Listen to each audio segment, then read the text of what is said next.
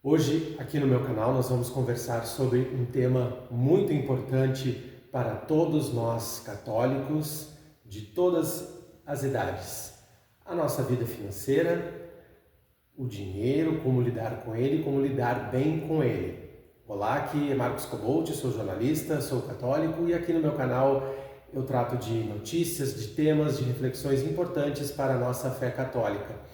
E hoje uma entrevista muito especial com o consultor de empresas Paulo Tondo, onde nós vamos conversar sobre todos estes temas, também vamos falar sobre a nossa fé e sobre a nossa vida financeira.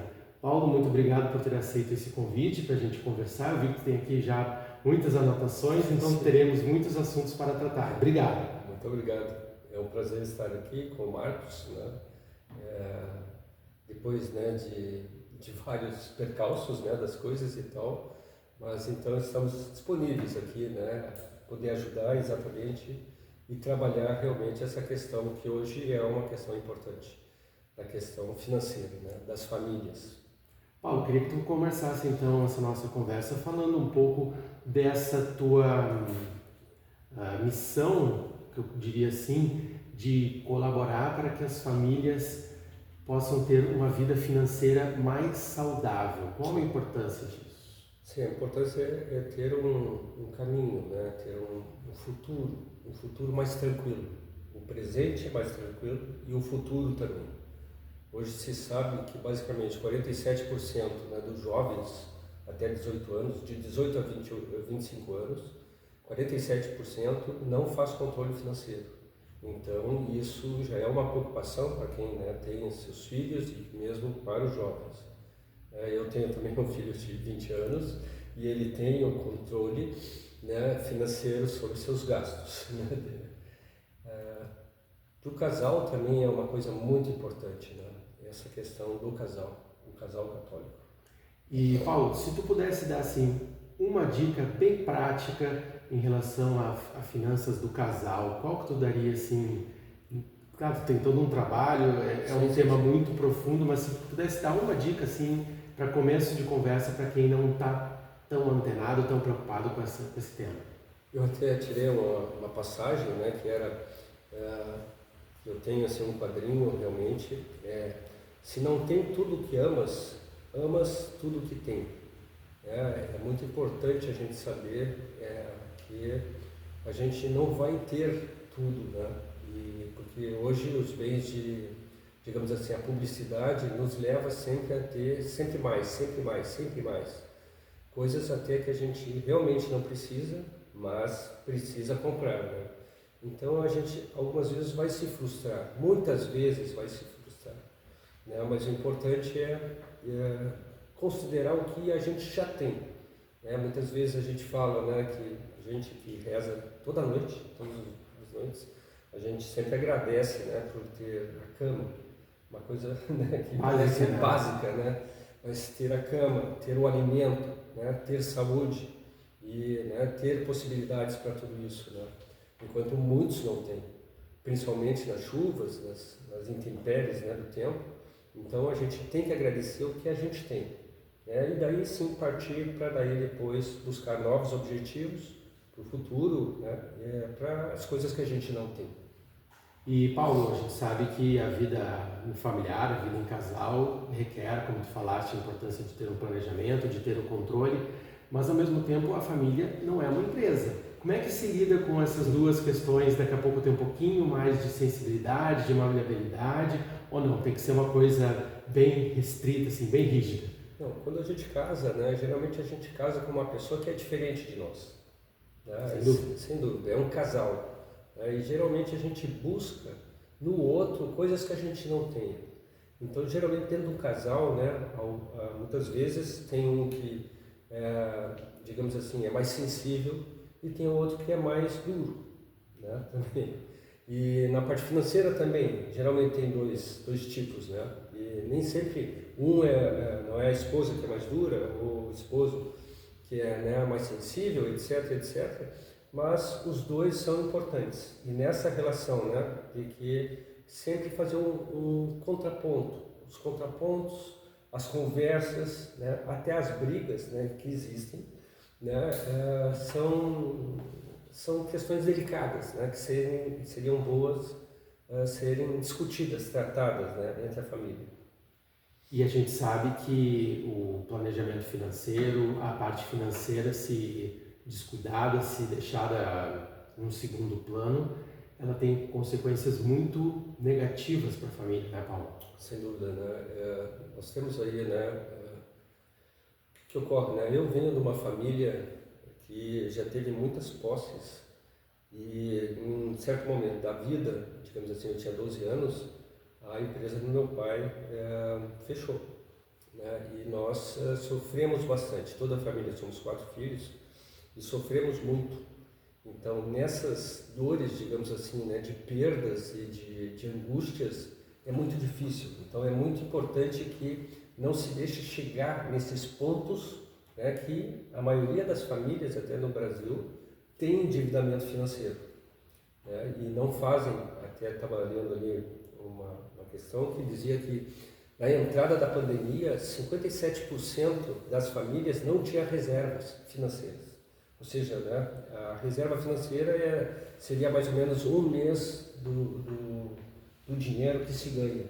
Então, quando entramos, ninguém sabia que ia ter pandemia. Não, com né? certeza. E ninguém sabia quanto tempo ia durar a pandemia. Eu mesmo, como planejador, pensava, vai durar 3 meses. E durou 2 anos. Né? Então, mas 57% das pessoas não tinham dinheiro para uma emergência, que foi a pandemia. Né? Então, houve realmente muito sofrimento ali. Né? Se tu tem alguma reserva financeira, que a maioria não tem, que é só uma minoria, somente no Brasil, somente 11% das famílias guarda dinheiro. Então, né, a gente, cada vez mais com a mídia, com o consumo, etc., a gente fica à mercê, né, sempre do mais, e em detrimento ao básico, digamos assim. Sim. Não sei se... E, Paulo, o outro aspecto agora que eu queria abordar contigo é em relação aos futuros casais, aos noivos. Sim. Como é que nessa etapa da vida se conversa sobre planejamento financeiro, sobre vida financeira? Ainda estamos falando daqui a pouco de pessoas ainda mais jovens, que estão começando a carreira. Como é que se lida com esse público? É um público, digamos assim, que tem menos vivência, né? Mas tem um amor mais latente, assim, né? Não que não tenha um amor no passado, né? Meu sogro e minha sogra agora vão completar 70 anos de casado. Olha que espetáculo! 70 anos de casado, estão com 69 anos de casado. E não é que não tenha um amor, mas... né, o amor se transforma. Se transforma, exatamente, muito bem colocado. Mas os jovens, digamos assim, eles precisam também, né, ter o pensamento, né, de como vão pagar as contas, digamos assim, né, até para tu fazer o casamento, a gente fala, né, fazer o planejamento da festa. Estava pensando sobre isso, né?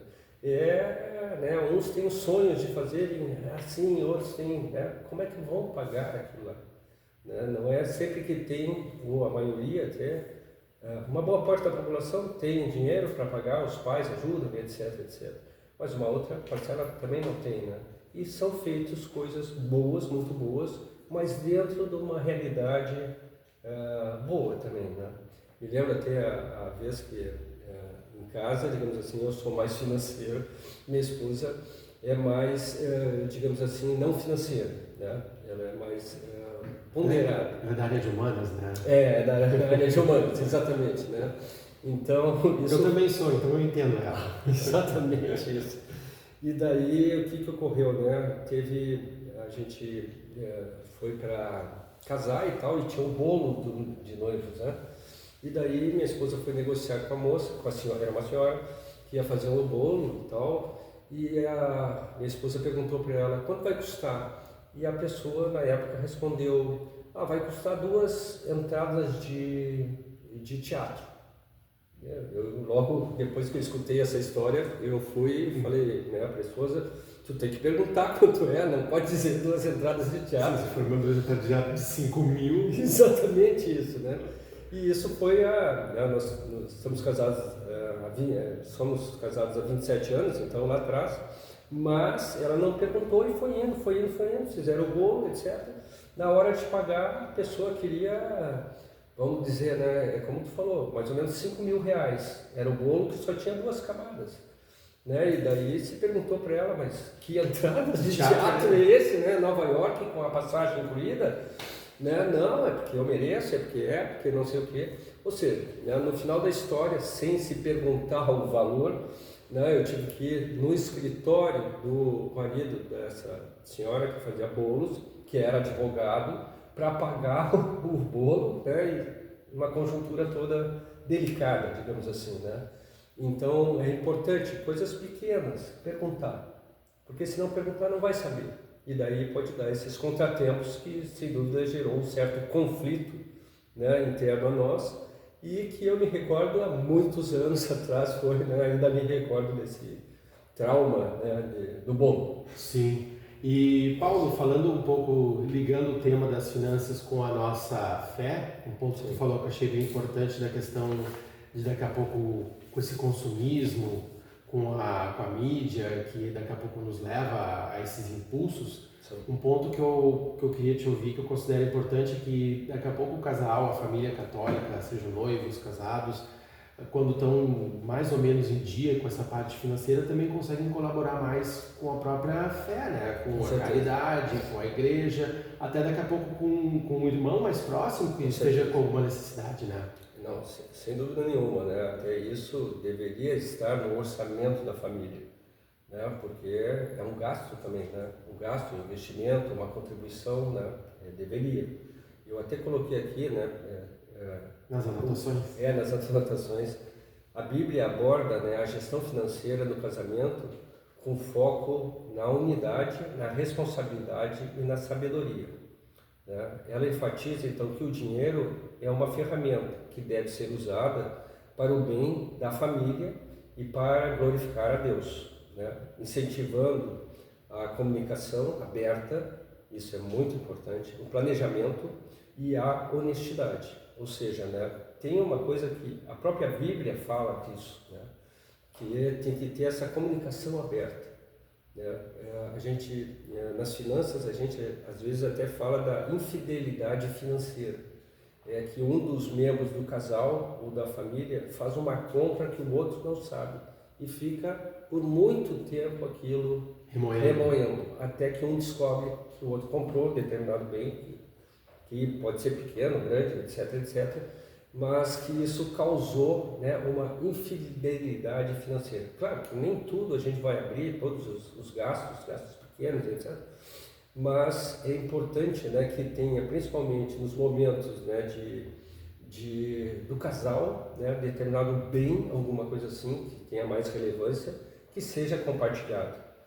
Nós sabemos, claro, agora uma questão prática, né, dentro das famílias, 85% das decisões de investimento da família vem da esposa.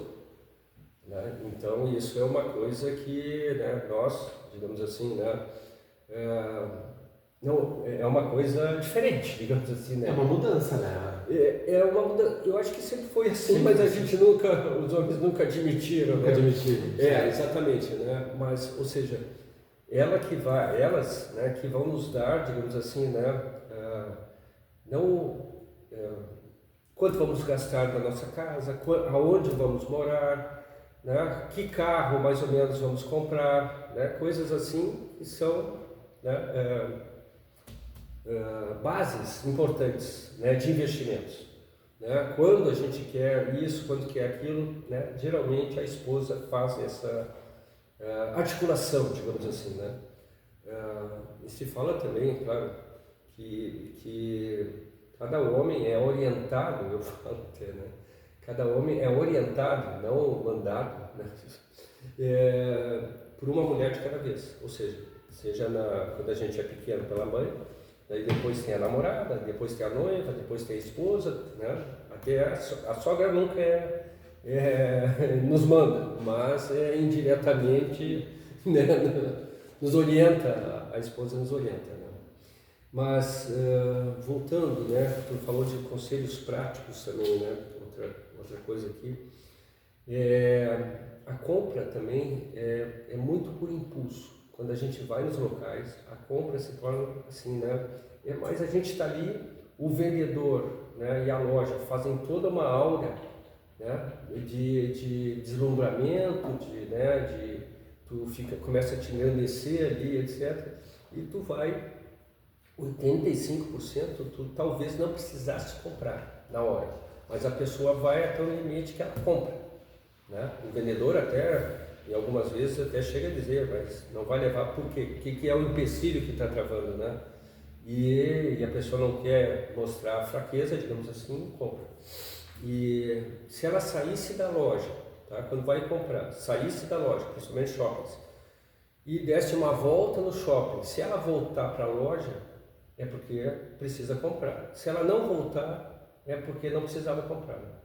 Então a gente vê que os armários de roupas, né, a gente vê principalmente tanto homens, mulheres, etc., filhos, né, cheios, né? Muitas vezes a gente vai nas vilas e tal, a pessoa não tem nenhum sapato. Sim. E os outros, né, compram aquilo lá, por impulso, vão comprando, precisa. Né? E juntam muitas coisas, né, que realmente não precisariam. Né? Então, nessa questão financeira, também nós temos aí que pensar, né, se vamos comprar algo que é necessário ou que é, digamos assim, um impulso. Tá? Paulo, agora eu queria conversar um pouco sobre a tua carreira, o teu trabalho de consultor empresarial. Conta um pouco como é que tu começou, o que envolve essa área. Tu trabalha muito com a questão de empresas familiares, né? Sim. Nós trabalhamos já há 30 anos, né, com a Tondo Consultoria. É uma empresa que trabalha basicamente com processos de sucessão familiar, né? Ou seja, da primeira geração para a segunda geração, da segunda para a terceira, grupos familiares, porque as famílias não são, digamos assim, nem todo mundo se entende, né? A maioria até não se entende, né? E na medida que vai crescendo os núcleos e vão tendo filhos e etc., né, se torna meio confuso. Então, o que nós fazemos geralmente é o chamado protocolo familiar. Né, preparar uma sucessão, isso, hoje em dia, né, os fundadores, digamos assim, ou a geração que está no poder, vão ir até 80 anos de idade, com certeza. Né?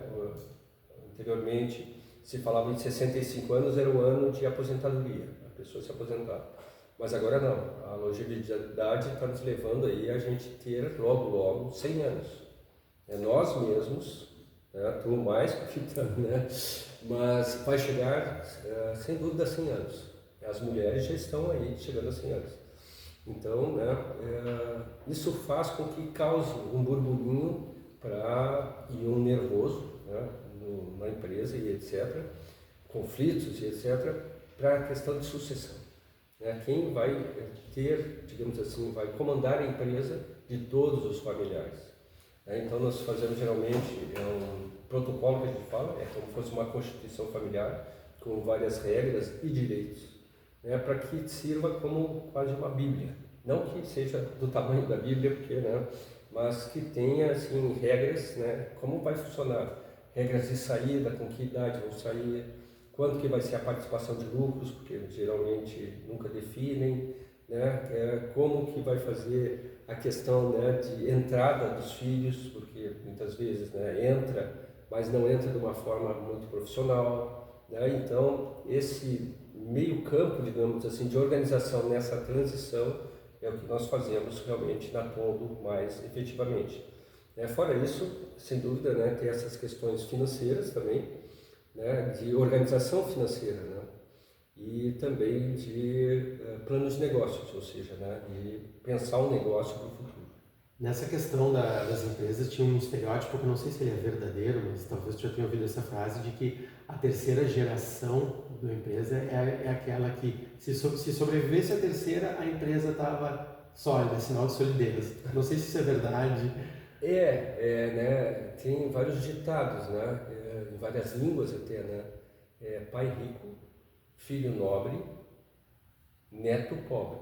Até, né, a terceira geração é a que ia, digamos assim, ficar sem recursos, né, e daí depois Depois do ciclo esse, começa de novo. Pai rico, neto pobre, pai Filho rico, nobre. filho nobre, neto pobre, né? Porque um constrói, né? Assim, geralmente, né? Muito forte, daí depois os filhos, né? É mais difícil porque comandar tudo aquilo ali que tem. Sim. E daí depois tem a questão que volta, né?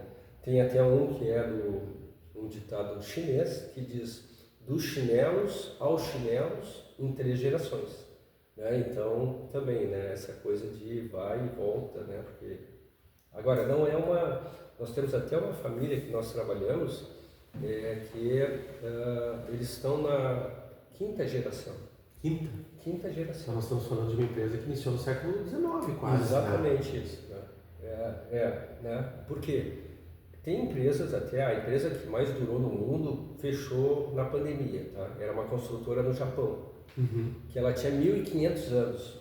Ela construía aqueles palácios japoneses, né? Sim, que olha que interessante. É muito interessante. Tem uma associação até a nível Brasil, que é o Family Business Network, FBN, ela congrega empresas assim mais longevas, né?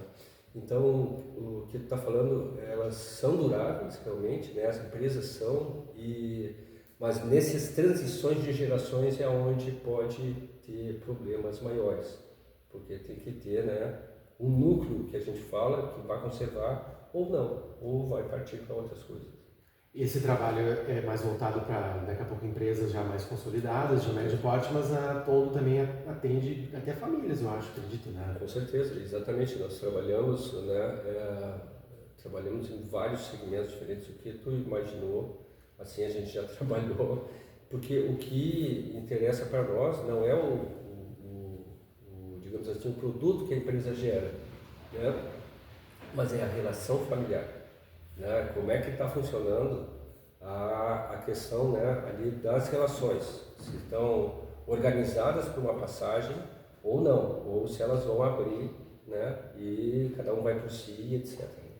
Então isso, e realmente agora quando abre, digamos assim, os sócios se separam, geralmente se sabe que pelo menos um de 4 ou um de 3 vai perder tudo.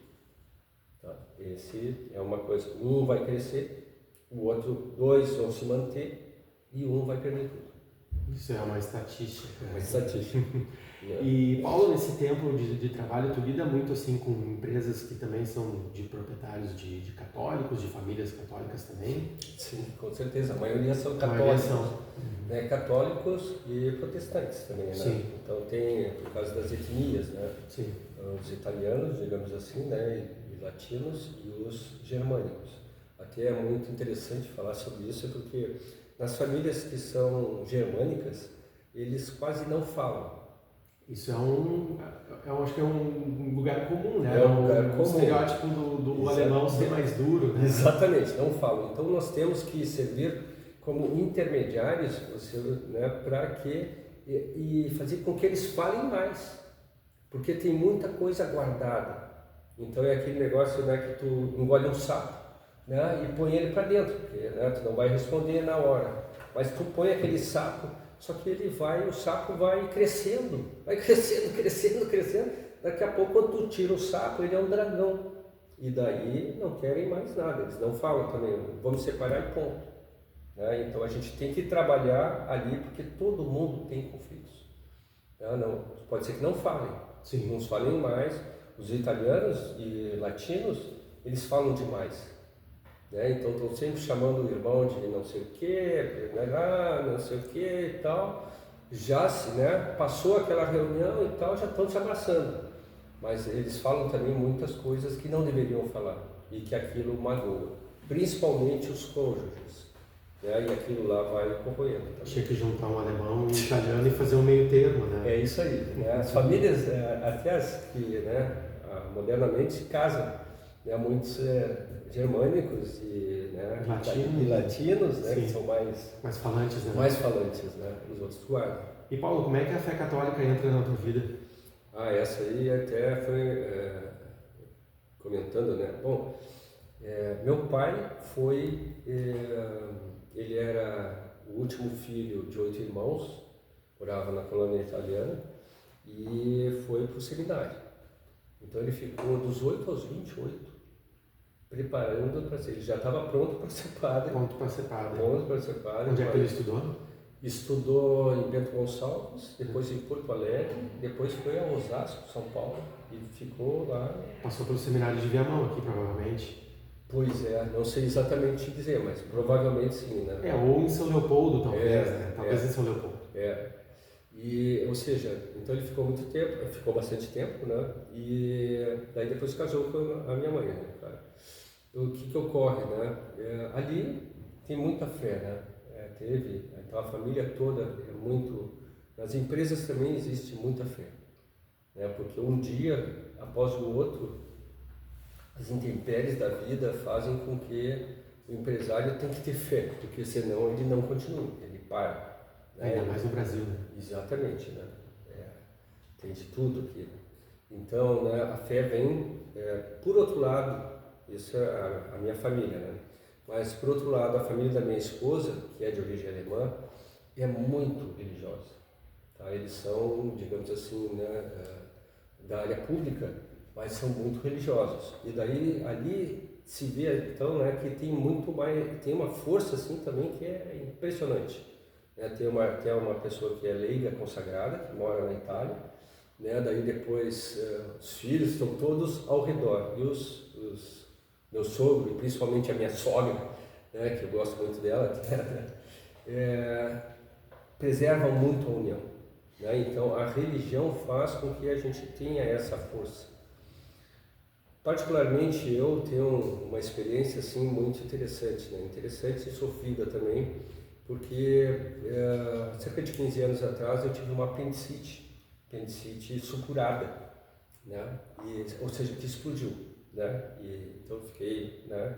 Não sabia me identificar, eu fui nos hospitais e tal, 2, 3 vezes, diziam que era uma infecção alimentar.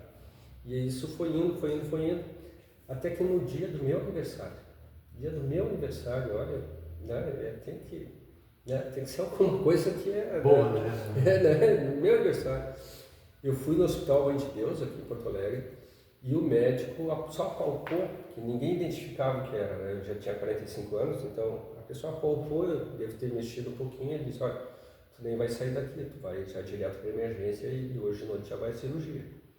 E realmente, no dia do meu aniversário, quando nasci às 9 da noite, ao redor de 8, 9 da noite, fizeram a cirurgia de novo.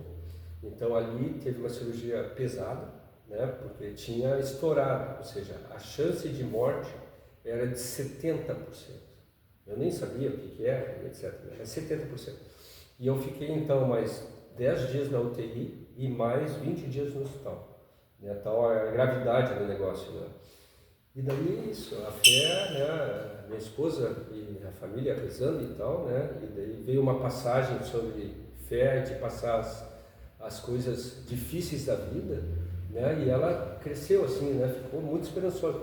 E eu vou te dizer assim, que sempre, quando eu reclamo da vida, porque a gente, né, sou italiano, eu reclamo também, e eu penso nisso, minha esposa fala, né, te lembra do teu aniversário, né? Deus nos deu, né, além do nosso filho amado, né, mas Deus me deu, né, o renascimento. Uma coisa que a gente diz assim, não, foi sorte, foi um momento, não tem sorte isso, né? Isso é Deus, não é? Então volta, né, e segue o caminho, porque isso, sabe, não tem como, né? No dia do aniversário, na hora do aniversário, né, eu nasço de novo, então eu sou realmente uma prova viva de Deus. Né? Maravilha. E Paulo, fala um pouquinho da importância para ti de estar vivendo uma vida comunitária também, a vida na paróquia, participa de uma paróquia muito antiga, muito tradicional aqui de Porto Alegre, que é a Nossa Senhora da Piedade, né? Exatamente, nós participamos da Piedade, casamos na Piedade, né, já casamos na Piedade. E ali a família, principalmente da Elaine, que é minha esposa, ela participa. Então eles foram, né, os pais foram, digamos assim, líderes da igreja na época deles, né?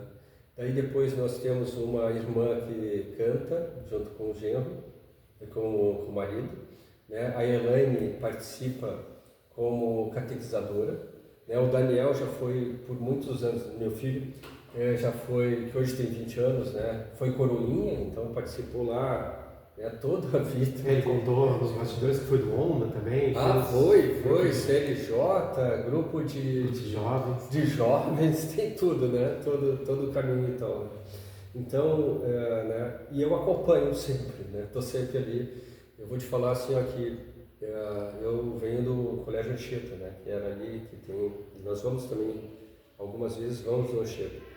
E é uma coisa assim que, depois que casamos, só teve, acho que assim, ó, nós casamos em 98, faltamos à missa, assim, dominical, olha, deve ter sido 10 vezes só.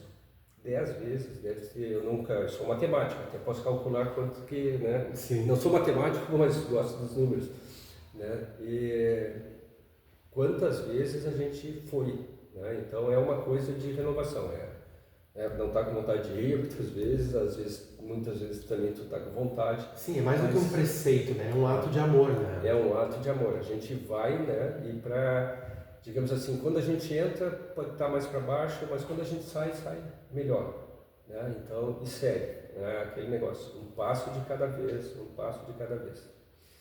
Nós estamos na reta final aqui do nosso bate-papo, da nossa entrevista com o consultor de empresas, o Paulo Tondo. E Paulo, para a gente encaminhar então a nossa conversa, nosso final de entrevista, eu queria que tu trouxesse aqui mais algumas dicas práticas de finanças para os nossos casais, para os nossos noivos, para as famílias católicas. As famílias católicas. Cuidado com o cartão de crédito. O cartão de crédito é muito bom para comprar. A gente geralmente usa ele, né, para acumular milhas, etc.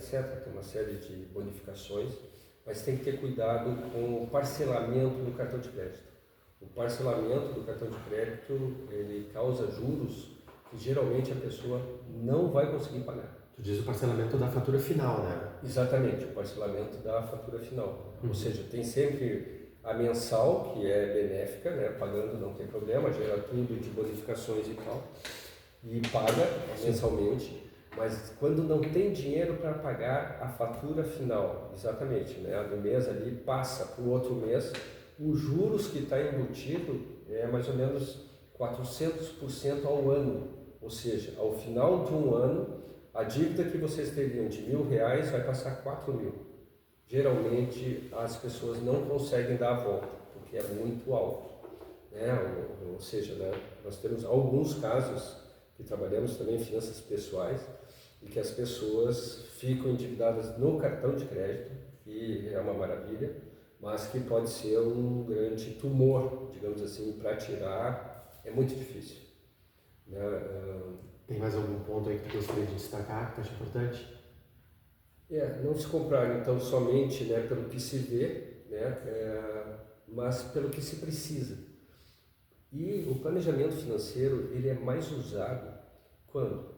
Né, quando a gente vai fazer algum investimento maior, tá? Alguma coisa que sai do comum, compra de casa, compra de carro, viagem de férias, aquelas viagens, né, que são de 50 anos, de 40 anos, viagem de casamento, festa de casamento, entrada de filhos, né? Então, para ter uma ideia também, eu me lembro quando nós soubemos que estávamos grávidos, eu comecei a poupar e comprar fraldas descartáveis. É uma necessidade, né? Que é muito caro. Na época era caro. Sim. E agora continua, na proporção continua. Mas eu acumulei, me lembro que acumulei equivalente a 12 meses de fraldas, né? Ou seja, é uma poupança. A mesma coisa seria interessante de ter, né? Faculdade é caro, né? Então, já quando nasce também a pessoa, né? O filho ou, né?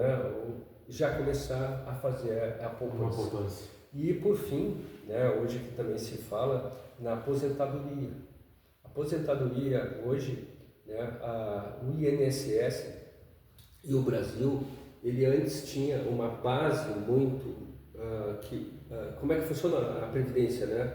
Ela é uma pirâmide, né? Então os de baixo pagam para os de cima. Só que no Brasil o número de filhos por casal tem caído muito. Né? No Rio Grande do Sul mais ainda. Mais ainda, né? Então essa pirâmide que era assim, ela já está mais assim. Então, se digamos assim, as pessoas que estão fazendo as previsões de futuro vão saber que a gente não vai conseguir viver, hoje já não consegue viver só do INSS, né? Só do INSS, e também vai ser difícil viver mantendo os padrões de vida das pessoas que ganham hoje, né? Porque no futuro o plano de saúde vai ser cada vez mais caro, né? E a gente vai, então, e as famílias são menores também, né? Cada família tem 1, 2 filhos. Esses filhos, né, provavelmente não vão conseguir manter os pais. Hoje somente 3% da população brasileira vive com finanças independentemente dos filhos, porque os filhos estão sempre ajudando os pais.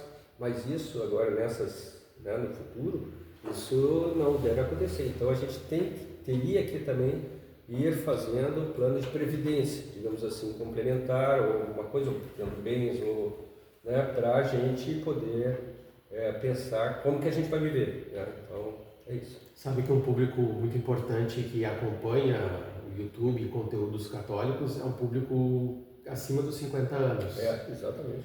E para esse público que talvez ainda não tenha pensado nisso também... É fundamental, porque eu fiz 60 esse ano, né?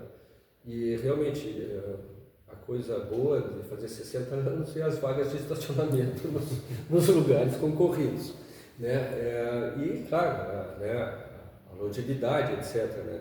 Mas a gente vê que a vida está ali, né? Ela tem, assim, a gente sabe que mais 60 não vai ser, né? A não ser que entre a revolução e tudo. Mas, né, então a gente tem que estar, e é difícil de guardar se tu deixa, né, para viver tudo e etc, e gasta daqui a pouco, até a própria aposentadoria pública, né, o pessoal fala que isso também vai diminuir. Né? Então, exatamente o teu público, né? Desculpa. Não, tranquilo. Paulo, te agradeço, muito obrigado por essa entrevista, por trazer tantos conteúdos importantes aí para a nossa fé, para a nossa vida cotidiana, que elas estão entrelaçadas, né? Que Deus abençoe a tua vida, a tua família, a tua profissão, o teu trabalho na Tondo Consultoria. Eu espero que você tenha gostado deste bate-papo, considere aí se inscrever no canal, compartilhar esta entrevista aí com pessoas próximas a você, pessoas interessadas neste tema das finanças pessoais, de sucessão familiar, de empresas. Fiquem com Deus. Muito obrigado por acompanharem, um grande abraço e até a próxima!